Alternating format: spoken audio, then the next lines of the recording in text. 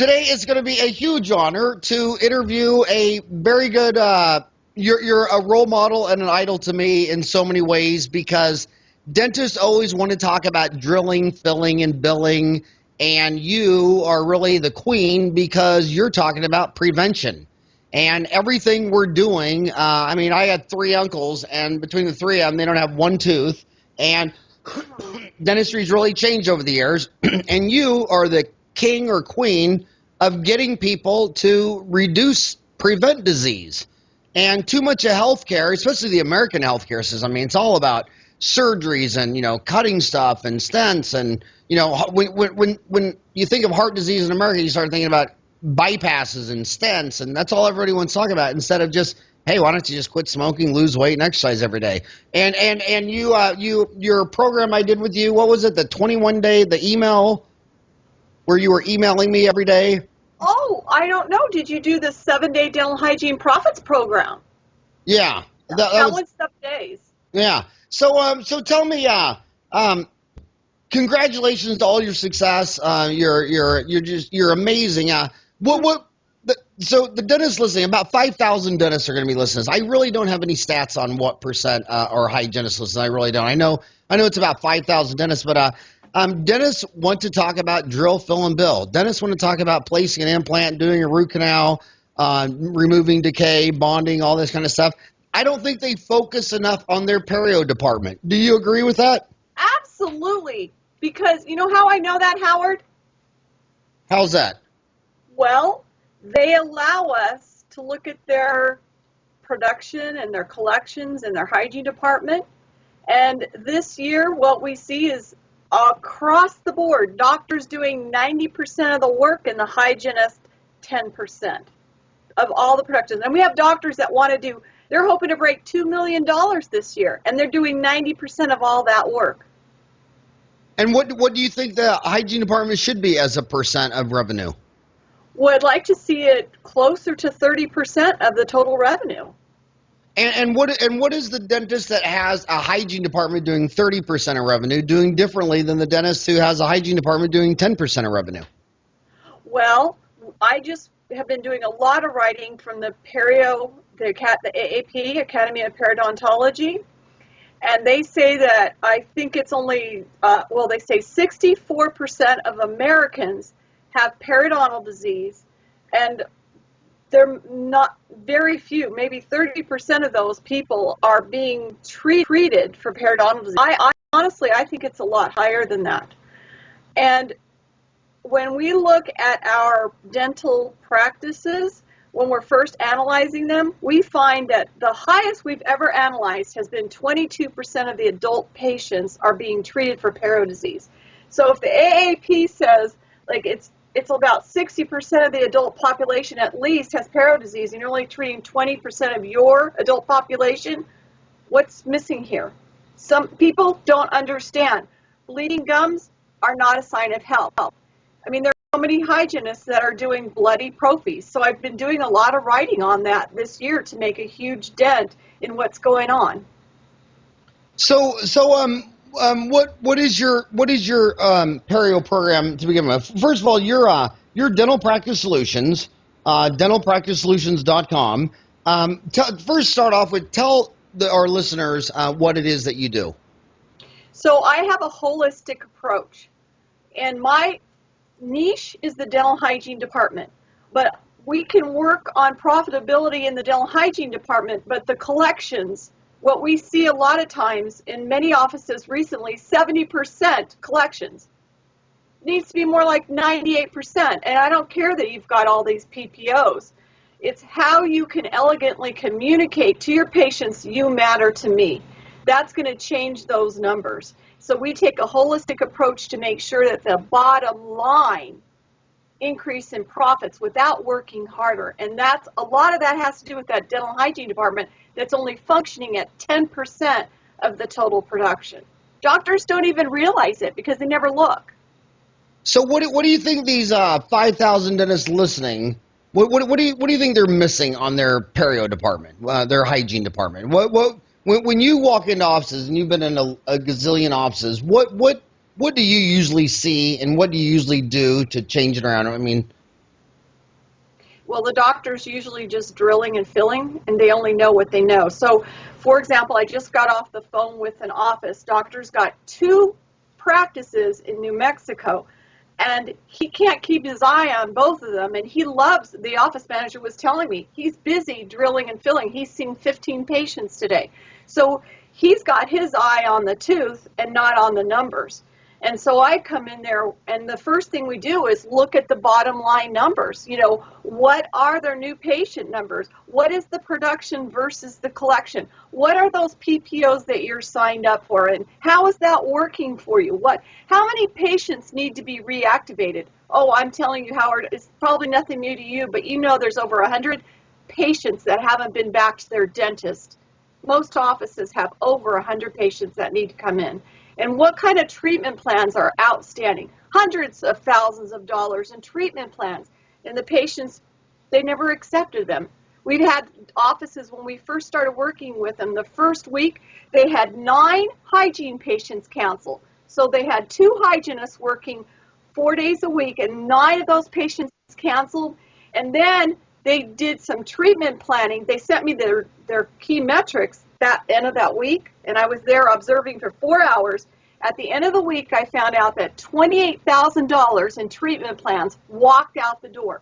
And unless doctor would have talked to me, he would have never known it, and there would have never been a plan. So we're now working with that client, and the first thing we did was work on this gap, huge gap, wouldn't you say, with the team. That was one of the first things that we did, was discover how to stop those patients from walking out the door. And it's much easier to stop the cancellations than those patients walking out the door not accepting treatment. So I'm gonna start with the most controversial question relating to a dental office and hygiene is when the patient calls up wants an appointment, they're only calling because they want their teeth cleaned. So do you do first appointment cleanings or not? So when somebody is a new patient, are you asking about a new patient Yeah, calling? well, And yeah. When a patient calls a dental office, usually they want whiter, brighter, sexier teeth, and one of the biggest reasons someone calls a dental office is they want to come in and get their teeth cleaned. And so some offices say, no, you can't do that. You're going to come in. First appointment is for X-rays, an exam, and a consultation, and we don't do first appointment cleanings. Then other dentists are sitting there saying, well, I want to be consumer friendly. This is what they want. I'm going to give new patients cleaning. What do you say about that? Well, I think that the patient needs to come in to have a doctor exam and some x-rays. And I'm very flexible. We can work with it goes both ways. Some doctors want to see the patient first. So we create a plan for that, and they can, maneuver into the hygiene department. Other offices, they insist that they see the hygiene first. And I personally believe that they should see the doctor first and establish a rapport with the doctor. And then they can move into the hygiene department from there. And it's also the law of the land. Nobody can take x-rays and do a cleaning until they have a diagnosis, and the doctor has to do the diagnosis. So legally, the doctor has to see the patient first to say, you need to take x-rays or you can clean or do whatever. But I agree that that's probably the most violated law in dentistry. Well, what about California and Oregon, where the hygienists can have their own practice? Is that a new deal? I was not aware of that. I knew it was a law Yes. in Colorado. Yes. But California and Washington or in Oregon have allowed Yes. independent practicing. Yes. When Yes. did that happen? Within the last 10 years since I've been here in Oregon, hygienists actually have their own practice. So they're doing facials, some of them are estheticians and dental hygienists doing scaling and root planing, anesthetic, etc. Do you know any of them? I do. Oh my God! Email me their names. That would be an amazing article or podcast or whatever on dentistry.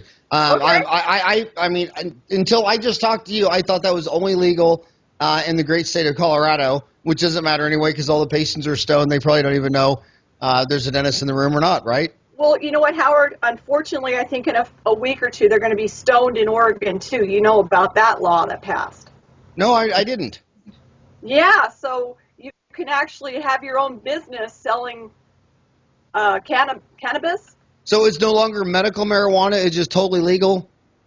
in Oregon and Washington. I do want to say to our international viewers, a lot of things about the United States embarrass the hell out of me. And the fact that we have 5% of the world's population and a quarter of the world's prisoners is embarrassing. I mean, we have more prisoners than Russia, China, Iran, and Saudi Arabia combined. I mean, how does that even happen? I mean, I crazy. don't, you know what, Howard? It's the government, and they're getting paid lots of taxes on it. You know, they're taxing the heck out of it. I see the American flag behind you. What made you put up the American flag as the Well, background? Howard, I'm just going to be honest with you. I'm a hard working woman.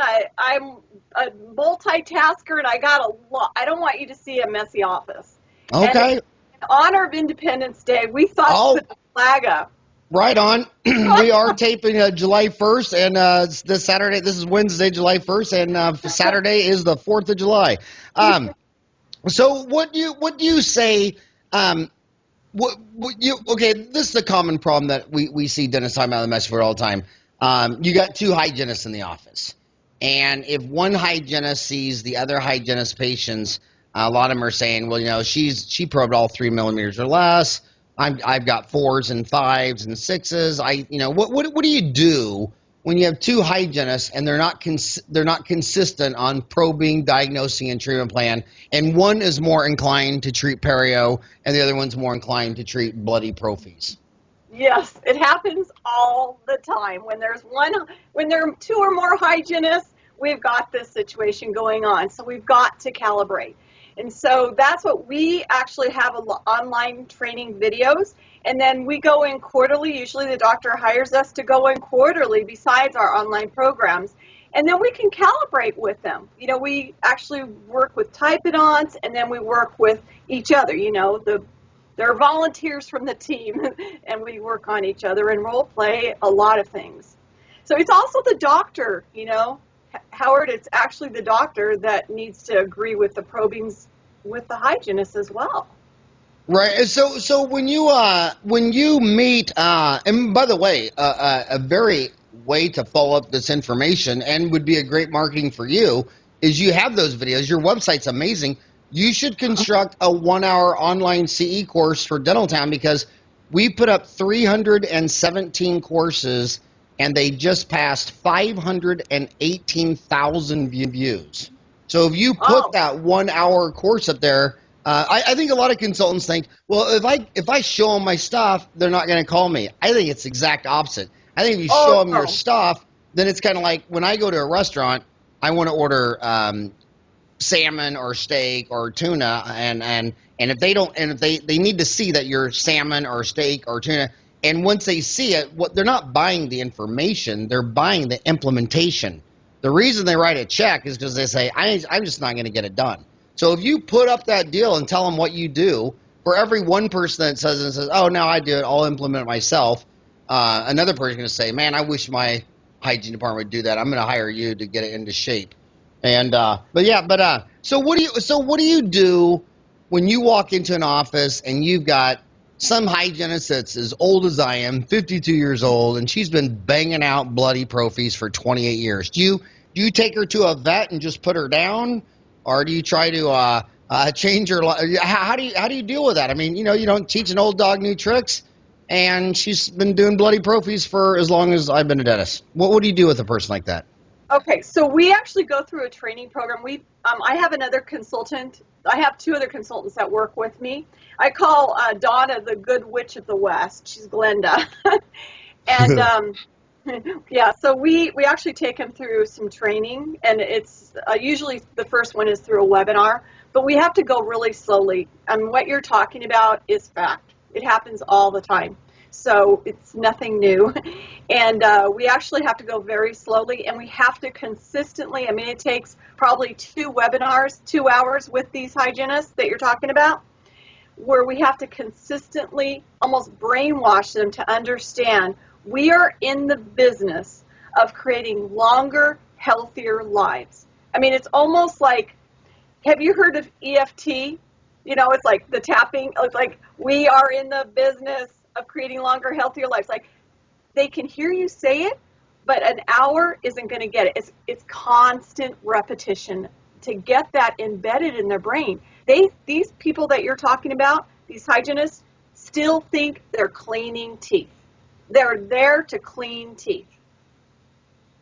And it's just having them understand and embrace that we are no longer a cleaning lady. We're a preventive care therapist. And Howard, did you know that the reason why I'm so passionate about that is because my mother died in 2002. She had a tooth infection and then got endocarditis within a couple months after that. And she died from endocarditis. And they think it was from the tooth, odontogenic origin? I don't know, but she had a tooth infection, perioendo abscess that I found, and then she had the tooth extracted, and by 2 months later, she was dead. Wow, She I'm had, sorry to hear that. so I'm very passionate about this message, and I had a very prominent hygienist. I don't know why, but she responded that she wanted to see the research. She said, "Show me the research that oral health, that our message as hygienists should be oral health creates a longer, healthier life." She actually is a prominent, I'm not going to say her name right now because everybody knows who she is, and she said, "Show us the research." Huh. Yeah. Can we alternate pro fees with perio maintenance? Absolutely not. Okay, explain what I just asked and explain why not. So can we mix up so somebody goes through scaling and root planing, and then they're enrolled in perio maintenance. So let me give you an analogy. Somebody has diabetes. We're going to be testing for their blood glucose levels, correct? Right. AC1. Does the doctor ever decide not to check for diabetes? No. Same thing with periodontal disease. It's those inflammatory markers are the same. So imagine that you have inflammation in your blood that causes diabetes, cholesterol, high blood pressure, arteriosclerosis, rheumatoid arthritis, on and on and on. Those same inflammatory markers are causing periodontal disease. When you look at the definition of periodontal maintenance, one of the last sentences in your CDT code book says, "for the life of the dentition." There's your answer. There's your answer. And then what do you? I'm gonna ask you this. I'm gonna throw out something. I hope this doesn't embarrass you, but it's reality.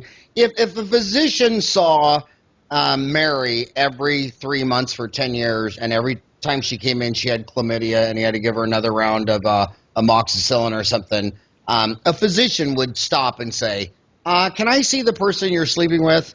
I think since you have chlamydia every 3 months for the last 10 years." You know, I sleep with one person. I want to see that person. What do you think when you go into a dental office and they've seen Mary every 3 months for period disease for a decade, and they've never seen her husband? And I'm just standing there in the office and say, "Hey, Mary, do you sleep alone or do you sleep with someone?" She goes, "I've been married for 20 years. Do you kiss your husband every day?" "Absolutely." "Do you sleep with him every day?" "Absolutely." Well, I mean, do you think you can treat periodontal disease in a mouth every 3 months when she's going home and sleeping and kissing and trading saliva with someone in bed who doesn't see the dentist?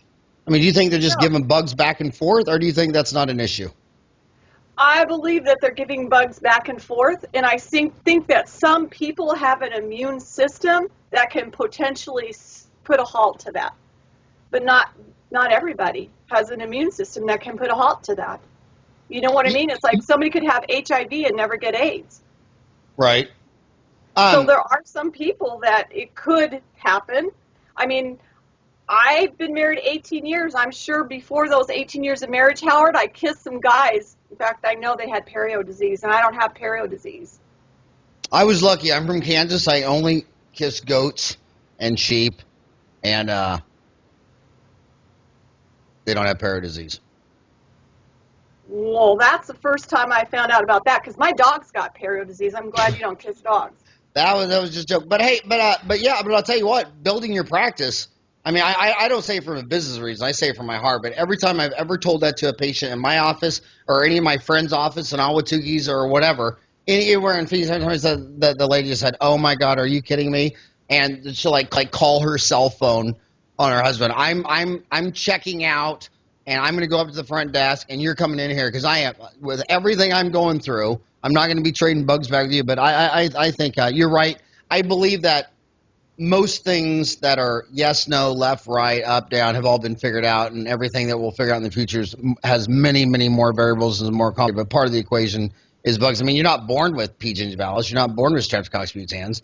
You're not born with any of these bugs. You're not born with HPV. You're not born with, I mean, half these bacteria and things that we fight with, you weren't born with. So, it had to come from somewhere. So then I want to ask you the other $1,000,000. In fact, this is probably a $10 billion question, because last year in the United States, 120,000 general dentists and 30,000 specialists billed out 103 billion bucks. And for the planet, there's 2 million dentists, and they billed out almost half a trillion, 500 billion bucks. And this is probably a $10 billion a year question. Okay. Debbie, I don't think it's working to see you every 6 months. I'm going to start. I need to start seeing you every 3 months. And then Debbie says, "But wait, I got Blue Cross and Blue Shield, and they only pay to see me every 6 months. So how I can't do that." So I mean, every dentist listening to you right now, 5,000 dentists saying, "Oh yeah, I heard that last week. I heard it this week. It's Wednesday. I've already heard it this week." What do you say to those patients? Well, I say something different to each patient, but I'll tell you something, Howard. You just talked about that patient that you were bold enough to talk about. Who are they kissing? Well, that patient that was kissing all those people with perio disease, they probably are the same person that came into your office with that new that iPhone 6 Plus, and they got a whole sleeve of tattoos up their arm. So it's like, hey, did your insurance pay for that? And they'll be like, no, So I would talk to my patients when I was a hygienist, and I teach other hygienists. In fact, I was just talking about this recently to a group of dental professionals, because they can afford these things. People buy what they want and not what they need. And I believe it's our job as dental professionals to get our patients to want what we have as dental professionals. So it's our job. If I'm a dental hygienist, it's my job to have my patients want to come see me. And so that's why I became a dental hygienist. I was a dental hygienist, and so many doctors that I had worked with knew that I was passionate about getting my patients to want to come in to see me. When I went on a 2-week honeymoon with my husband nearly 18 years ago, those patients came in, and unfortunately, a lot of them walked out the door because they didn't want to see anybody else but me, because they know that what I say is the truth, and they've come in looking forward to seeing me with a relationship. So I believe that your patients believe in you, they trust you, and what you say, hopefully, is God's word. Wouldn't you agree? Don't they think you're like God's word? I think the most backward thing in America, I mean, if you could even say, what the hell would that be? I mean, the most backward thing is, you say to any American, "What car do you drive?" And they tell you, "How much did it cost?" They say, "Oh, it was exactly this amount." And I'll say, "Well, you just had an artificial knee replaced. How much is that?" "No idea." Your car costs 22,000. Well, I mean, do you think your knee costs 10,000, 20,000, 30,000? I have no idea. And who paid for your knee? Oh, your employer, your government. Who paid for your car? I did. You go scratch their car in the parking lot, and they go ape shit. But when it comes to their own body, they got a cigarette in their hand, they're drinking Dr. Pepper, and all they want to know is, what is their boss or Obama going to pay for their human body? It's like, that should just be reversed. I'd rather Obama and the government and your boss, took you to and from work every day, and then you owned your own body. You took care of it.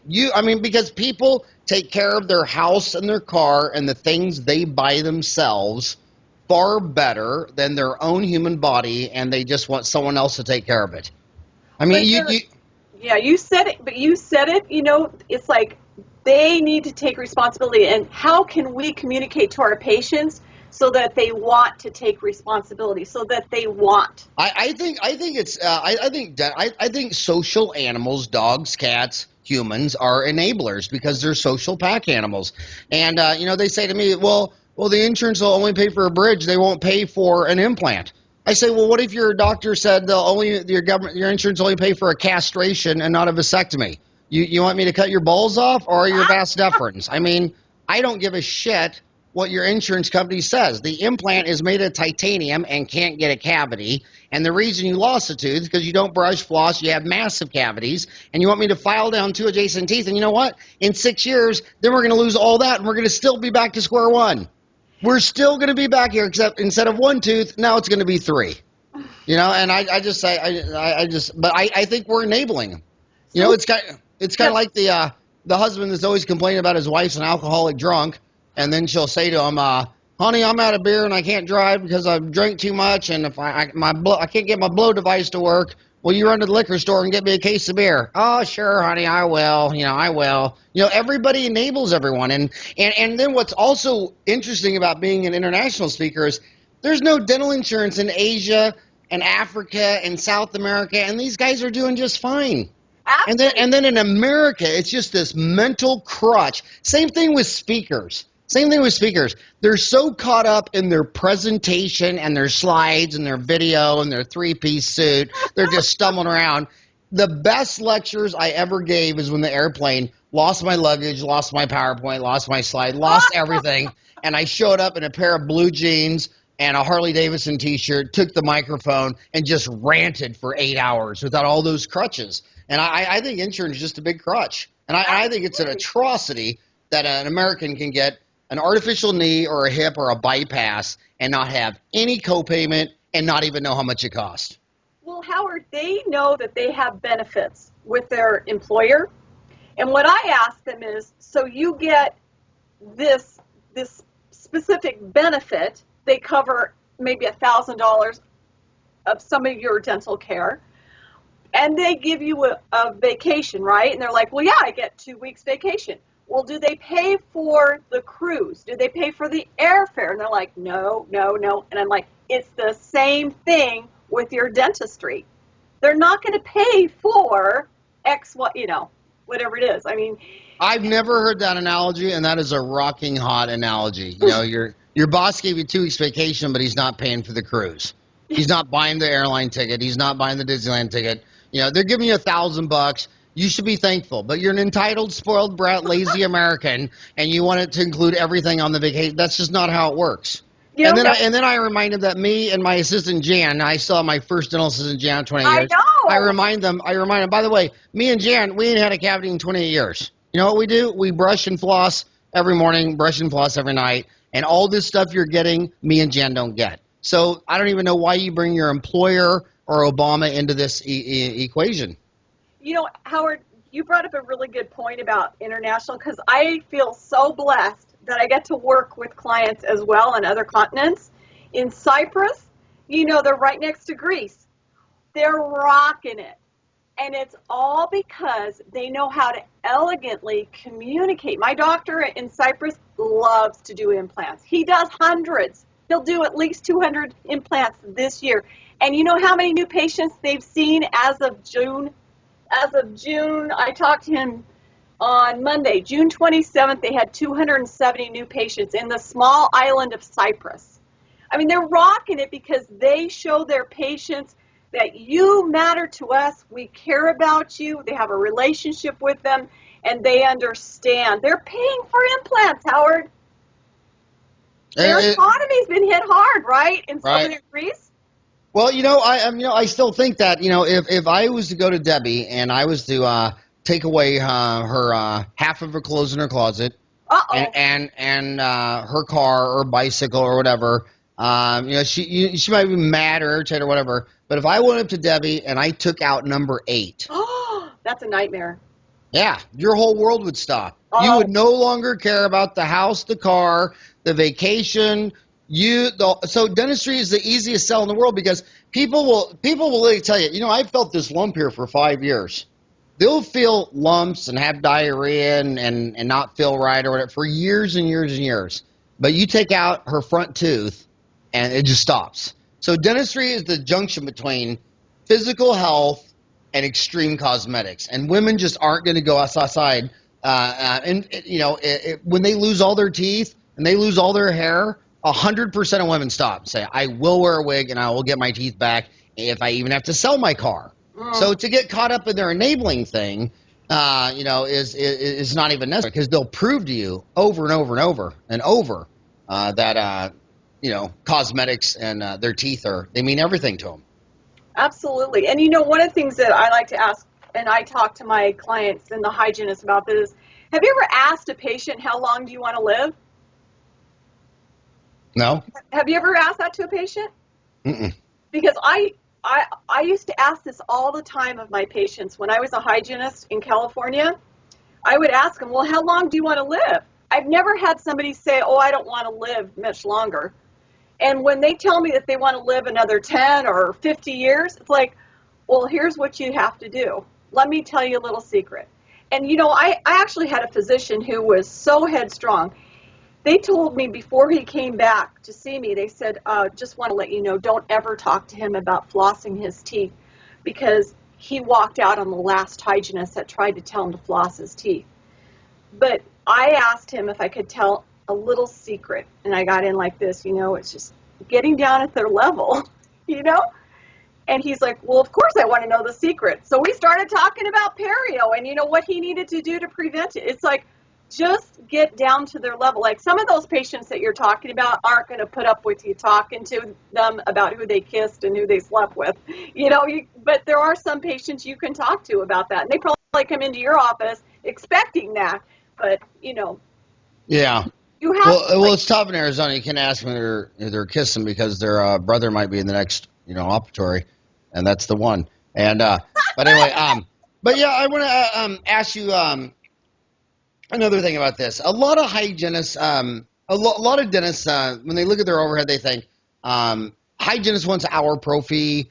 Some people say 50 minutes. Some say schedule increments of 10. How much time do you think a hygienist should have on average for in the hygiene department? Well, my discovery, my years as a consultant observing offices, if they have an hour for an appointment, they're more likely to produce more money. So 40-minute, I have some offices that will have 40-minute appointments no matter what it is. But I'm telling you, those are the offices collecting 70%, and those are the offices that have patients walking out saying no to their treatment plan. So if the hygienists are passionate, enthusiastic about what they do in their career as a hygienist, and you give them 60 minutes, they should be able to produce close to, if not $2,000 a day, production. Other dentists, let me ask you the two other economic questions about hygienists. Do you recommend they be paid hourly or production? I believe that they should be paid production, but I also like to implement a bonus. And then because of the bonus, most hygienists feel more inspired to do some of these same day services. They feel, if they're getting a bonus because they talked to a patient about a night guard and they took impressions or whitening and they took impressions or sealants, they're more likely to feel inspired to actually complete those services. So you pay them straight production or salary versus production, or is it straight percent? So most of my offices that I work with, it works well that they get paid per hour. And that usually is about 25 to 30% of like if they're producing $2,000 A per day? day. Mm-hmm. I don't even think the average hygienist does 1,000 a day. Well, they don't when we first start working with them, but they But should. after they're working with you, you can get them up to 2,000 a day. Yes. Okay, and then their hourly would be 25 to 30% of that. You say? It could be, and 30% would include a bonus. Okay. But I like to see them. I look at all employee salaries, Howard, and I like for them to be about 25% of the total production of the office. And from there, we can actually talk about a bonus, and we'll actually implement a bonus dependent upon what other services, like it could be fluoride varnish, it could be whitening. We'll pick some services that we want to promote and that are easy services for hygienists to talk about. And what do you say to the dentist? I've seen these threads on Dental Time go a mile long where a dentist says, "Okay, I had two hygienists, and they're making $40 an hour each. I'm thinking about getting rid of one of the $40 hour hygienists and replacing with a $20 assistant, and have the hygienist and assistant now go back and forth. The assistant will seat the patient, take the x-rays. So hygienist with an assistant running 2 rooms as opposed to 2 hygienists running 2 rooms. What do you say about that? Well, I'm not the type of person that's going to tell you not to do it. I don't see it working well for most of my clients. Don't do that. Most of them have higher production by the 2 hygienists having an hour per patient, and that has worked very And well. and I agree with that, and that's how I do it too. I agree with that. But why do you think that is? Because I believe that it gives the patient the opportunity to feel like they matter. I just did some videos today on 5-star care in the dental hygiene department. I believe in making your patients feel like they matter, like they're very important. I don't like for dental patients to feel like they're on a conveyor belt. Right. It makes it seem like too much of a clinic atmosphere. Yes. I just got out of the hospital a couple weeks ago. This is the 3rd time I've gone to a hospital in my life, and it's all 3 times were a kidney stone. And the only thing that can make this old dog cry, I mean, it feels like you're stabbed. But what was amazing, I got in the emergency room at 2 a.m. on a Thursday, 2 a.m. in the morning. So go to the next day, Friday at 2 a.m. to that night at 6:30 before I got to see a urologist. So I was basically in the ER for 40 hours waiting for a urologist. Oh And my. every 3 hours, somebody would walk in there and say, "I'm sorry, what is your name?" Uh, And at first, you tell them. But after like 12 hours, you're like, "Dude, I'm in a hospital. I what? have bands on my hand. How do Yeah. you not know my freaking name?" What should they just like burn this hospital down? I mean, this has got to be the most craziest, insane. And when people make fun of the government, it's like, really, you want to make fun of the government? Why don't you go to the hospital? 40 hours. Would wake me up in the middle of the night and ask me my name. I'm like, I'm sleeping. I have bands on. I've been here for 40 hours. You just woke me up to ask me my name. I mean, it's just like, I didn't know whether to laugh or cry. Albert, I know what to do. We'll talk after the podcast. I know how to stop you from getting those. Hey, the next time I get a kidney stone, I'm not going to go to the doctor. I'm going to get a pilot and fly to like Haiti or Brazil or because, it's just crazy. What do you say to the hygienist when you tell her that you're going to do this perio program, you're going to do all these things, says, I just can't stay on time? Okay, they all say that. So I have created what I call a down to a science. I've broken up the hygiene appointment into 4 different sections. And we actually strategize, for example, by the time you're 25 minutes into that appointment, you should have completed review of medical history, oral cancer exam, the intraoral camera. And we actually strategize what needs to be done at each appointment because That's Invisalign oral that, ID doesn't need to be done every appointment. And by the way, Invisalign takes no more than 4 minutes. So it's really like you don't need to spend 5 minutes chit-chatting with your patient. So we actually have created a strategy, and I actually have an ebook on my website that's all about time management. I just got some emails because it came out. The ebook was out like last month, and hygienists are saying that they don't feel as stressed because of that down to a science system that I've created. So how do these listeners? They're going to pull up to their office in 20 minutes. Most of my listeners are 85% are on iTunes. So this is audio only. They won't even be able to see you standing there behind the flag. Only 50% are video on Dental Town and on YouTube. But how does this person get the ebook? So they can go to my blogs. I think that was in May. In May, it was time management I talked about. But where They go would to they go? Dental Practice Solutions. There's an S at the end because I have many solutions.com. Then you can go /blog. And I have a wealth of information on those blogs. So, Howard, one thing I wanted to tell you, you were talking about people who they're worried, consultants are worried about people stealing their information and doctors not want to hire them because they gave it all away. I thought maybe the reason why you invited me to do this podcast with you is because you saw, for 3 months in a row now, I've been doing videos. Every week I have a video training. And I've been doing about a 20-minute training every week. And I have more people now following me than ever. Nobody can steal my information. And doctors try to implement it on their own. It doesn't work. They really do need to have some leadership to guide them through any of this implementation that I'm talking about. So I'm not concerned with people not using my services. The right people So are do you put these on YouTube also, or are they just I on your do. website? Yes, Well, they're on you know, on YouTube. Dental Town, if you start a thread, you know, when you go to YouTube and you open up, you know, it says share, and it's like the YouTube link. But you can Yes. also click embed and pick up that Uh-huh. code. And then Yes. on Dental Town, you can start a thread and then hit the YouTube icon, dump the embed in there, and then the video's in a thread. Oh, okay. Thank you for telling me. I didn't Yeah. know. Yeah. Okay. I've always thought the consultants. I always thought the smart ones understood that consulting, the entire consulting industry, is about implementation. It's not about knowledge. The dentist, the dentist isn't wondering, you know, all the details of your plan. The dentist is saying, I can't get it implemented. I mean, the Right. hardest thing about a social animal, a pack animal, a horse, you know, a cat, is to go in there and get your 5 other friends in the sandbox to agree with you. And whenever you bring in someone 100 miles from home, the dentist can play good guy, bad guy. And the dentist can just say, I know, she's crazy, but that's what we're going to do. And, Yeah.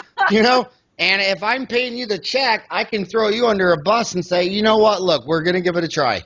You know, Yeah. I know. She doesn't get it. She's in Oregon and we're in Albuquerque. I know, but we're doing this. I'm buying Yes. it. And then I just tell you, hey, I got 5 people and it's Charlene that's you know, going crazy. And so I think all. And then the other thing is this: what dentists don't understand is that consultants can't stay in the dental industry. I mean, with things like Dental Town and Facebook and Twitter, everyone knows. All the bad consultants go away overnight because everyone knows.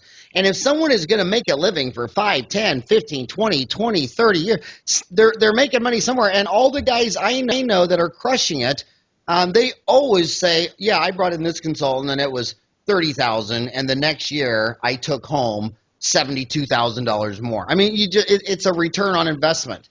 And Howard, if you yeah, can't get it done, you can't bury your head in the sand. And it's always a return on investment.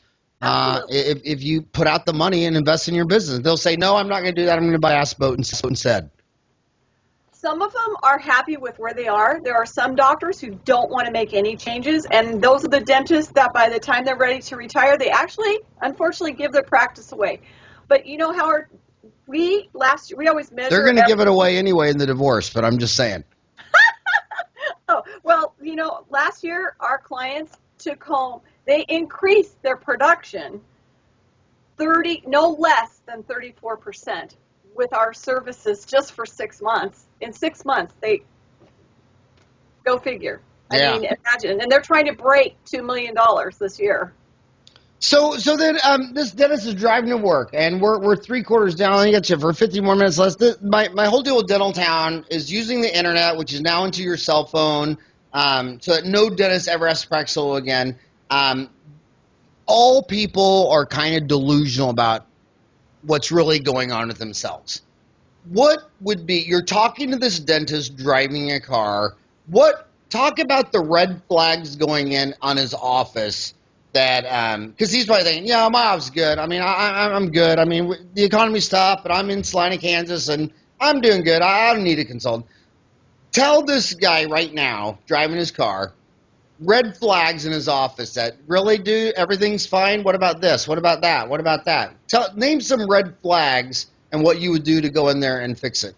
Oh my gosh, we just listed out 10 of them yesterday. So one of them is new patient numbers under 30. I don't care if you're in a small town. We work with clients that are in towns of 2,000 people, and they're killing it. The guy's going to break $2 million, and it's 30 patients, new patients a month. The hygiene department should be producing at least 3 times what their salary is. And the doctors, a lot of these doctors that are listening right now, they're not looking at their numbers. So I can say all these things, but they never looked at their numbers. If you notice that your collections are less than 98%, something is not right. If you know that your hygienist is not treating 30% of your adults with periodontal therapy. Something's wrong, because there are like 70 million Americans with periodontal disease right now. And then when you get to India and these other countries, it's even higher. So your perio numbers, you've got to look at these numbers. So those are just a few of the numbers right now. You've got to look at the numbers. Some of the doctors, we actually are starting to work with the doctor. We haven't actually, he's just in the process right now where we're measuring his numbers. It's been difficult because they have Dentrix and they don't know how to pull their numbers.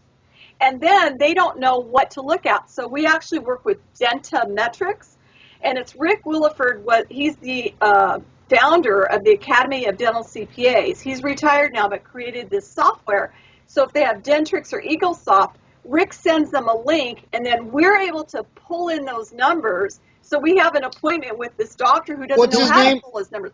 Rick Williford. He is he's one of the founders of the dental CPA. Will you email him and CC me, Howard at dentaltown.com, and I'll get him on to talk about this? Yes, but I use his metrics for the first initial analysis. These doctors don't know their numbers, and when they do look at their numbers, they don't know what to look at. So Dentametrics gives us the data, and then we review it with the doctor. So before I got on this podcast, we set up with our client in New Mexico. Monday, we're going to review the data with him. So now we can create a plan to overcome these inefficiencies that are going on. And I get it, because I totally get it, because I'm a dentist, 28 years, and I could sit in a 40-hour nonstop, no sleep, no break, no bathroom on bone grafting. I really could. And I mean, dentists we're born to fix teeth.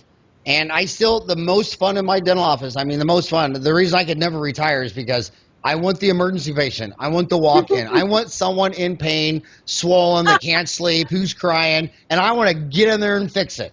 And I didn't go to school for 8 years to run a Dentrix report. How do you deal with that, Dennis? I was born to do an extraction and a root canal. And how do you make me want to run a Dentrix report? And what I'm getting at is that mean I really should have an office manager? Should I call up my spouse at home and say, hey, you should come in here and do the numbers? How do you deal with the dentist who doesn't want to look at the numbers? So the way that I deal with that is that I have their numbers, and their numbers, most of our clients have Dentrix or EagleSoft, so we're able to pull those, and they come to me. And I meet with my doctor several times over the month, but one of those meetings, I'm going through the numbers that are off. For example, we had a client in Texas, in a suburb of Dallas, and last year, June, July, and August, new patient numbers, the production was just so low. We didn't start working with them until this year. But it's looking at those numbers and saying, hey, what was going on? What happened here? He's like, well, my hygienist this, I that, And we also have some data that comes to us every week, and there's usually a hygienist. I get the hygienist to be accountable to send me cancellations in their day and what treatment plans they presented, and I'm monitoring that. So I'll look at that at the end of each week, and I'll be calling the office going, hey, what happened? We had 9 hygiene patients not show up. Doctor, did you know you had $28,000 in treatment plans walk out the door? That's how I get them to look at the numbers. And you know what, Howard, like you were saying, it's invaluable to have me looking over those numbers. Even if you just pay me $1,000 a month, listen, there was $28,000 that walked out the door in 1 week. And you're paying me. So let's talk about that elephant in the room. What is your consulting fee? Is it a contract? Is it a plan? Is it a monthly retainer? How does your gig work? So I charge between $0 and $50,000 a year. Okay, and how can I get mine for 0 and not the 50,000? But how does that work though? Because really, they're listening to this and they're wondering how does this work? Well, I'll tell you, we have something. It all depends. If you have, like, a lot of doctors want 2 and 3 offices, so it's not going to be $1,000 a month. However, we do have an online portal, And so I can tell you that for 6 months of the online portal, with working with me one-on-one twice a month and doing those webinars like I was telling you about, we've got Donna, she's the Glenda, the good witch of the West, who talks to these hygienists who think they're in the Prophy Palace, and she knows how to walk them through to get them to embrace we're creating longer, healthier lives, okay? That program is $7,000 for 6 months. And typically in a lower end program like that, our clients had no less than 34% increase in their production within 3 months. And I'll tell you the lowest one, 34% within 3 months, was not in the United States. It was in a country that doesn't have attachment to insurance. So, and then what is the initial conversation? I mean, do they email you? Do they call you? I mean, can they call you, or how do they run their scenario by you? So they can email me to talk to me, ask me a question, and we do a complimentary analysis. Okay, so that's where we look at some. And key that's metrics. via email. So they email you to get that. That's Support. Debbie. Support.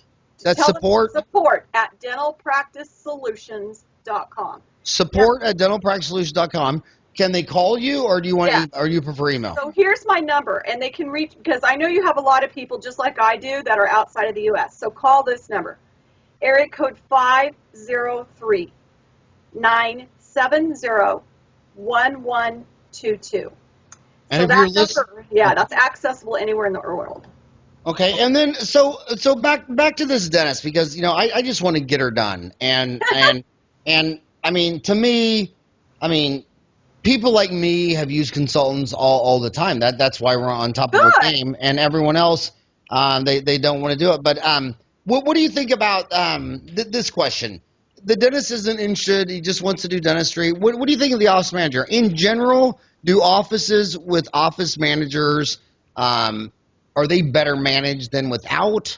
Or do you see the best ones with the doctor's spouse running the front or not? Or I know a big new thing now is the AADOM, the American Academy of Dental Office Managers. I mean, what's your thoughts on office managers, the doctor's spouse working up front? Talk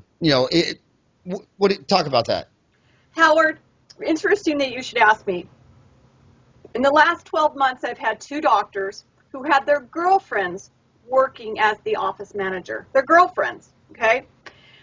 They're in some dire financial straits because of that. One of the girlfriends was in HR at Target, and she's now managing the office, and he's paying her $100,000 a year.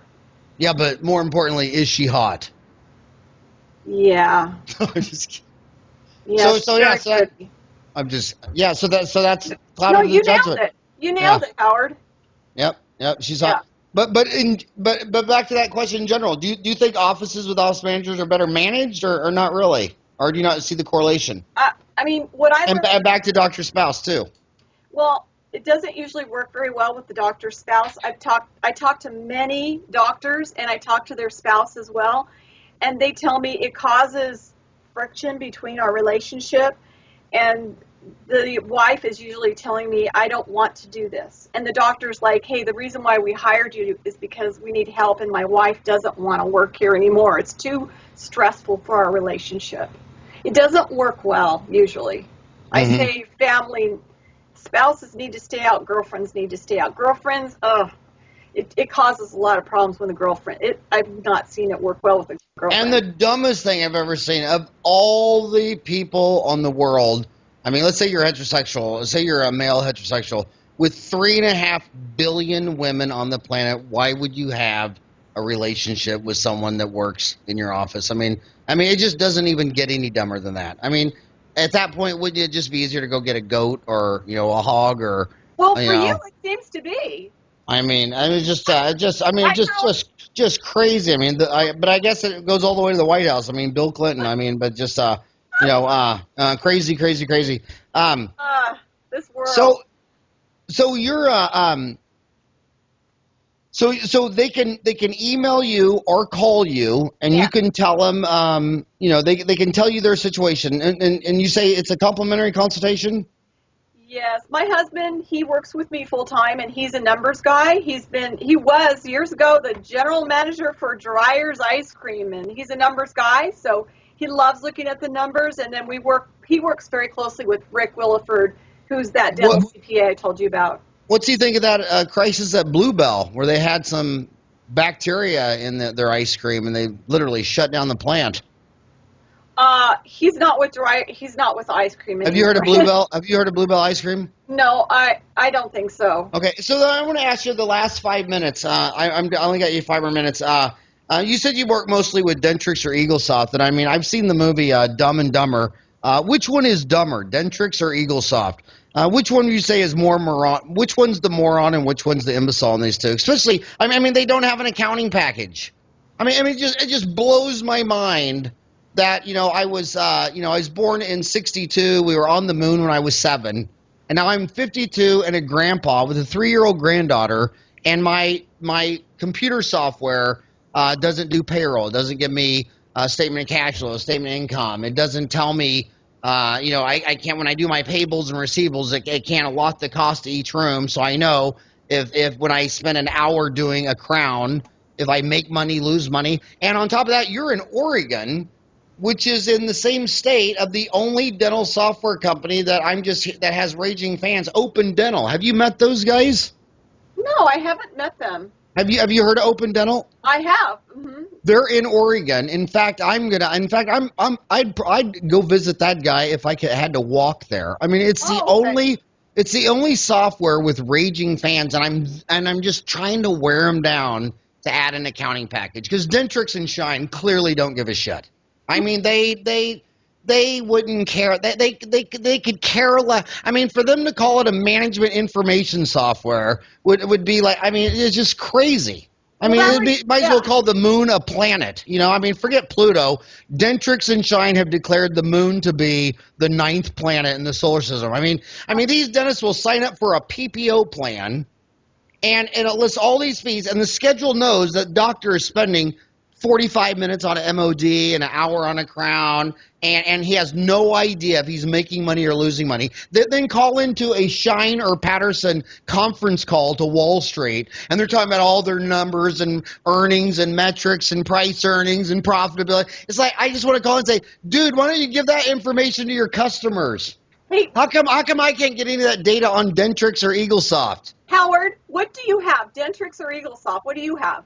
Well, right now I have I have SoftDent, which has had a different owner every 16 and a half weeks since I bought it. I think it's owned by CareStream now. I don't even know if it's owned by CareStream. I don't even know who owns it. But I'm this close to switching to Open Dental, but I don't want to switch to Open Dental. I want to switch to the first one that adds an accounting package. Okay. And I think the guy up the street from me, he's a real dentist. He owns that Open Dental. He's in your backyard. Why don't you go wear him down? I'll go wear him down. In fact, you know what you ought to do? You ought to call. You ought to get what did you say his name was? Rick Williford. Williford. Willeford. Yeah, you ought to go to Open Dental, and then we do another podcast with that guy from Open Dental, where it'd be you, me, Open Dental, maybe get Rick Williford. We can put 4 people on the screen at one time, but this Rick Williford, I mean, you know how much he would love to have all the data in one place? I mean, you have all your information in Peachtree or Quicken, and then all of it in this supposedly management information system. At best, you have a bipolar schizophrenic setup. So I wanted to tell you something, Howard. The Dentametrics can tell us what the hygienist is making per square. I mean, it measures per square foot. Like we ask our clients, what is the square footage of your office? So it goes into what you're bringing in per square foot and all of that. It gets real deep into that. But you have to talk to me another time because I've got some solutions from your situation you just mentioned all the way to your kidney stones. I got solutions for you out. Okay, well, I'll tell you what. If you go to Dental Town and read all the threads, because we're coming up on 200,000 members. I think we have right now we have 199,218 dentists. And we're also coming up on a huge metric. We're coming up on 4 million posts. So if you go read all the threads on Dentrix and Shine and blah, blah, blah, most of them are all just complaining sessions.